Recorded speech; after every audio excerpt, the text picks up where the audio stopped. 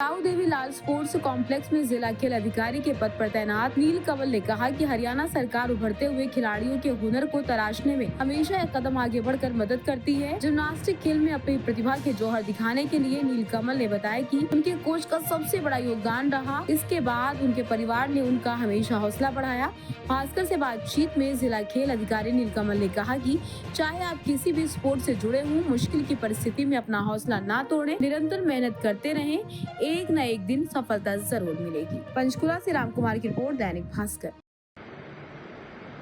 नीलकमल ma'am, आप gymnastics के player रहे हो, कोचेस भी रहे हो और पंचकुला में एज ए डीएसओ की पोस्ट पे आप विराजमान हो। इससे पहले आप करनाल में रहे हो डीएसओ। जी जी। तो ये जो अचीवमेंट्स हैं बड़ी अच्छी लगती है कि एक महिला के तौर पे और दूसरों को भी कहीं ना कहीं मोटिवेशन मिलती है इससे। तो ये जो आपका सफ़र है शुरू से लेके अब तक कैसा रहा?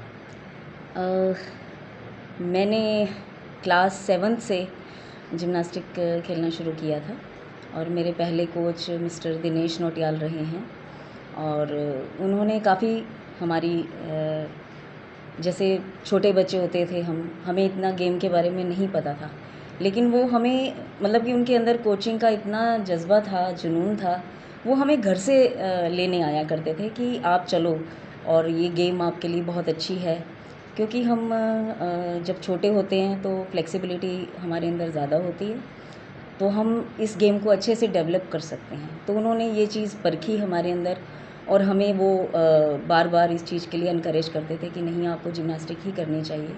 तो तब से ये मेरा एज ए जिम्नास्ट मेरा सफ़र शुरू हुआ।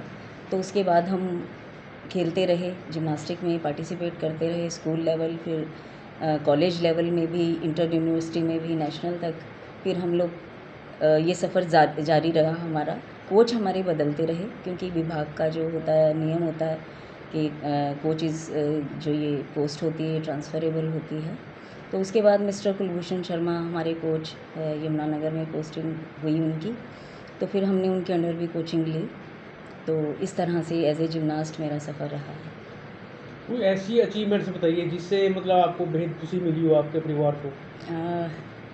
खुशी तो मुझे ही था कि मुझे स्पोर्ट्स में ही करियर बनाना है, तो इसके लिए मेरे कोचेज़ ने मेरी बड़ी मदद की है।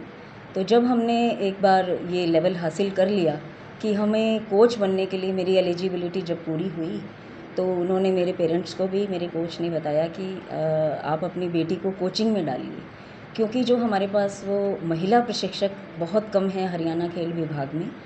तो ये भी बहुत अच्छी बात है कि आपकी बेटी इस लेवल तक आ गई है। तो उन्होंने मेरे फादर को भी यही कहा कि आप अपनी बेटी को इस करियर में आगे बढ़ने दीजिए, और वही हुआ। मैंने इसके लिए एग्ज़ाम दिया, डिप्लोमा कोर्स के लिए हमारा रिटन एग्ज़ाम होता है, प्रैक्टिकल होता है, तो वो मैंने सफलता हासिल की और मेरा NIS कोचिंग जो डिप्लोमा रहता है पटियाला में, उसमें मैंने सफलता हासिल की और मेरा वहाँ एडमिशन हो गया।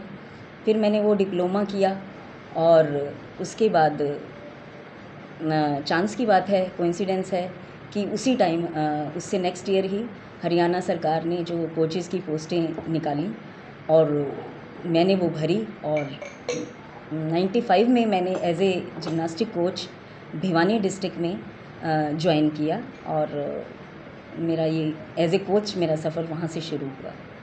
तो इसका जो श्रेय है इसको किसे देना चाहते हैं श्रेय? देखिए, एक प्लेयर का जो भी उन्नति उसकी होती है, जो भी वो अचीव करता है, मैं मानती हूँ कि उसका सबसे ज़्यादा श्रेय उसके कोच को जाता है। क्योंकि अगर उसका कोच उसको गाइड नहीं करता किस रास्ते पर चलना है, क्या रास्ता उसके लिए सही है, तो उसके मन में भी कन्फ्यूजन रहती है क्योंकि वो इतना नहीं जानते हैं। लेकिन जो कोच होता है वो सबसे अच्छा जो गाइड होता है। और दूसरा श्रेय मेरे माता पिता का है ऑब्वियसली, और मेरे परिवार का है। काफ़ी अलग अलग जो गेम्स होती हैं, चाहे वो क्रिकेट हो, जी। वॉलीबॉल हो, आपकी जिम्नास्टिक्स हो, डिफरेंट हो, तो ऐसे कई बच्चे हैं जिनकी कई बार मेहनत करने के बावजूद भी स्टेट लेवल पे सिलेक्शन नहीं होती या दूसरे कोई लेवल होता है, तो कहीं ना कहीं हौसला टूट जाता है। तो क्या उनको आप मोटिवेशन देंगे?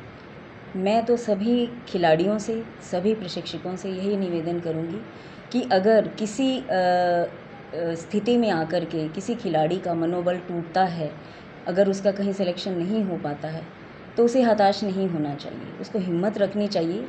और मैं मानती हूँ कि अगर जो एक अच्छा कोच होगा वो कभी भी अपने खिलाड़ी को हारने नहीं देता है। फील्ड में वो बेशक हार जाए या कभी पीछे रह जाए, लेकिन मन से वो कभी हारने नहीं देता अपने खिलाड़ी को। तो मैं यही चाहूँगी कि खिलाड़ी मन से कभी नहीं हारें। जी, एज ए DSO आप यहाँ पर पोस्टेड हो पंचकूला में, जो एक्टिविटीज़ है यहाँ की, तो उसके बाद उसको लिए क्या कहेंगे? सर, हमारा जो स्टेडियम है वो हरियाणा के अच्छे स्टेडियम्स में से इसकी गिनती होती है, क्योंकि यहाँ पे मोस्ट प्रॉब्ली सभी गेम्स के इंफ्रास्ट्रक्चर उपलब्ध हैं और कोचेज़ भी उपलब्ध हैं।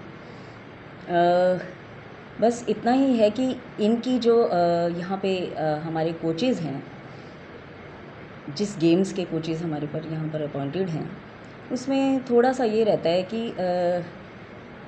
एजुकेशन जो है बच्चों की, कई बारी एजुकेशन और खेल में सामंजस्य नहीं हो पाता है, क्योंकि जो हमारे टूर्नामेंट्स के कई बारी शेड्यूल ऐसे आते हैं, जो हमारे खिलाड़ी हैं उनके एग्ज़ाम्स पीरियड होते हैं, तो कई बारी बच्चों के लिए थोड़ा सा मुश्किल हो जाता है कि वो एग्ज़ाम्स को प्रायोरिटी पे रखें या अपने टूर्नामेंट को रखें।